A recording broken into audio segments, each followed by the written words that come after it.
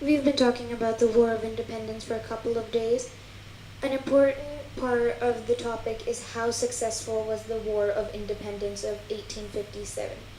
Now, whenever we talk about successful, you know we're going to talk about successes and failures. So let's start with the successes. A major reason why the war occurred was because the EIC was taking control. After the War of Independence, British abolished EIC, which was a really good step, and it was a success. The Doctrine of Lapse of 1852 was also a major reason why the war occurred. It was reversed. The grease cartilage, again, it was the reason why Indians retaliated. It was removed and banned, which was a success. Lastly, new reforms were introduced, including decentralization, which means now British had a less grip on India.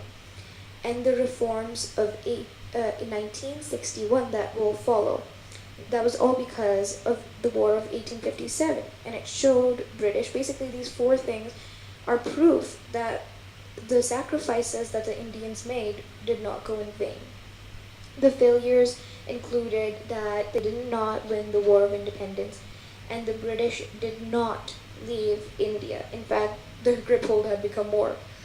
Secondly, the Mughal emperor was now removed, and the Queen of England was recognized as the ruling power in India, which was a failure. Okay, the third point is that British became hostile towards Muslims, and now they ill-treated Muslims. They blamed Muslims completely for the war.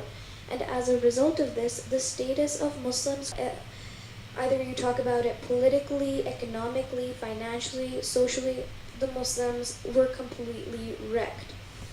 Lastly, the army was reconsidered, and Indians in pehle ye shikwa tha ke they have a less number in the army.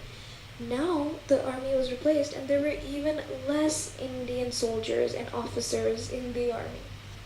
Sometimes the question comes that why was the War of Independence successful, and in that you give 3 points from among this.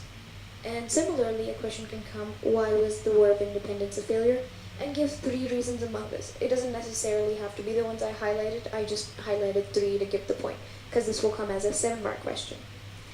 Now, the 14-mark question that comes from this topic is, how successful was the War of 1857? Explain. Now, in L3, you're either going to give successes or failures, and in L4, you'll give the opposite side. And there you have it. How successful was the War of Independence?